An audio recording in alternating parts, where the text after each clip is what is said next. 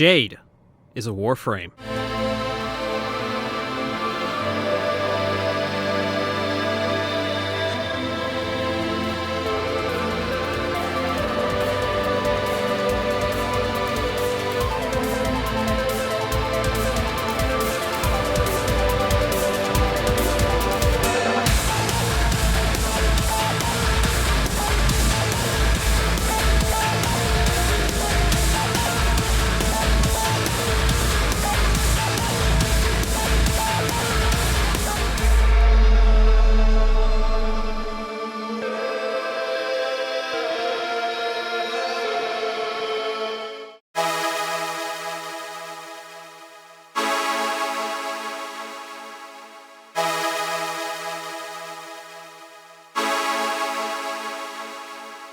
I'm going to run out of Trepang music at some point.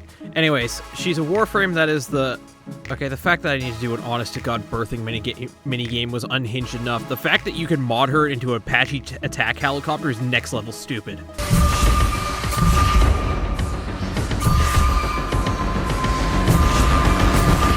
Stalker's dead wife is a Warframe whose entire gimmick is that she flies around, providing passive buffs to her team, and raining down fire on enemies and exploding them with the power of the biblically accurate angel, who's the result of the writer's barely disguised fetish, in that she's carrying an unborn baby, and this is translated into gameplay as her being able to have 2 aura slots.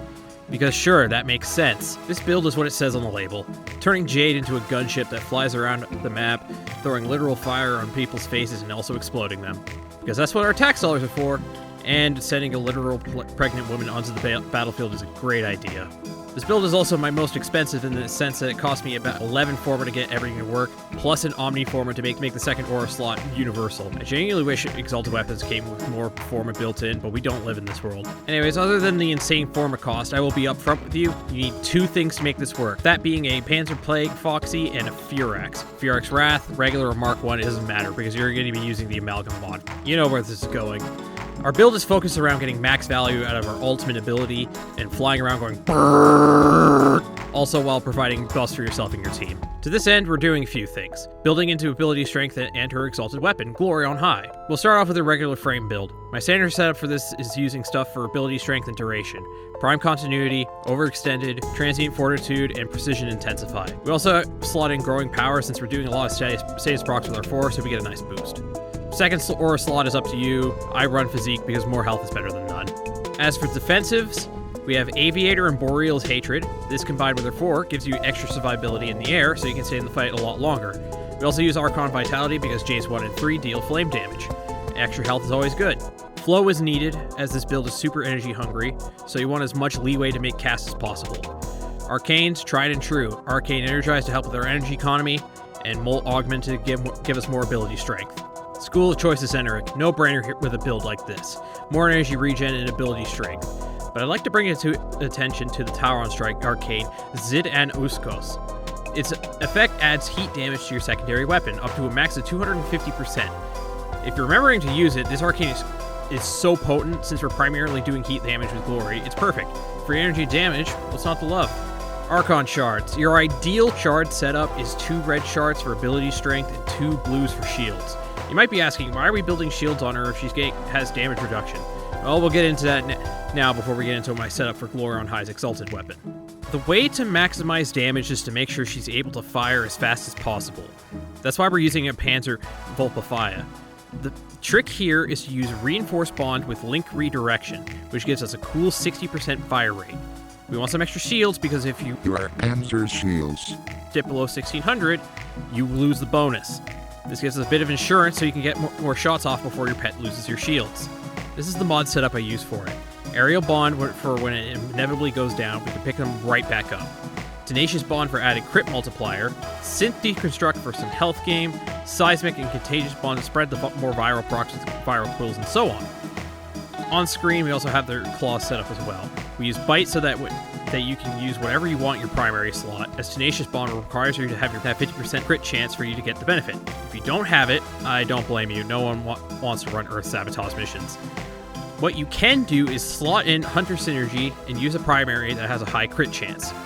If you end up low rolling Energy Orb which is a thing that can happen. Sometimes you can just get turbo unlucky. You can forego a Vulpify and just use a standard energy regen pet like Death Cube, which would be my choice. You lose out on attack speed and crit damage, but it's better to have consistent damage than burst sometimes. Next up for added BRRRR, Firax. This is purely a stat stick. You can honestly leave it as is, because the only mod you need is Amalgam Firax body count.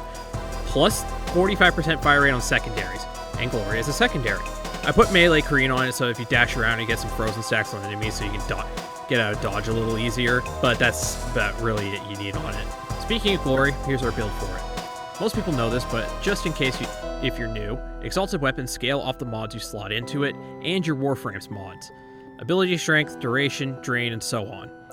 So the more ability strength you have, the more it puts out. With Jade primarily dealing in heat damage, and Archon Vitality dealing more damage on those procs, we want to build around heat. Glory on High also deals splash damage, so Fulmination is a great addition, as you can fire into mobs of enemies and watch them all light up, and expands the blast radius of a Glory on High's alt fire. And this is why the build is Forma hungry. If you don't have any of the prime mods, you can save yourself the headache of formatting the thing 7 times like I have, but you're going to notice it's a difference without it. Secondary Enervate is going to be doing a lot of the heavy lifting on making crits happen. Now, here's the optional bit. This build is already functional, but if you want to add more oomph, you can use the Grimoire. The reason it's optional, I keep forgetting to use it. Oh, brother, this guy stinks!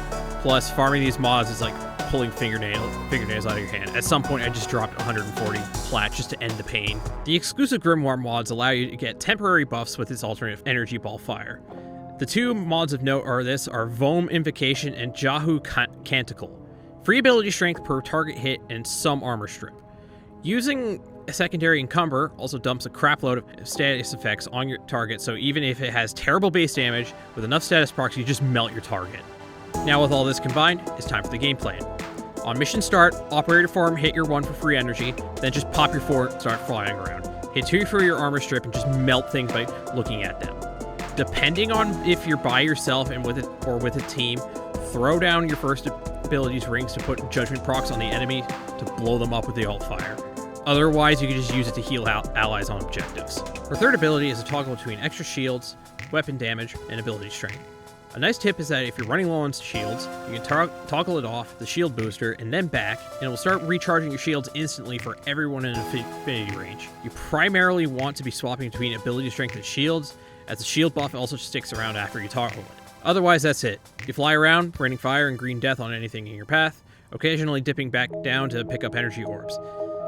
With the 1 movement speed Archon Shard, you can fly and you can make certain map tile sets like Infested Orcan ships a breeze, seeing how you have full movement over pits and don't sink into like a stone in water over open pits. And unlike some similar frames, you're not actively sucking the fun from everyone else. Jade 1 Hilrun 0. If you like this guide, do the thing the algorithm likes, because retail life is hard and I wish to not have the $1.50 hot dog in my mind for the rest of my life. Anyways, that's it. See ya.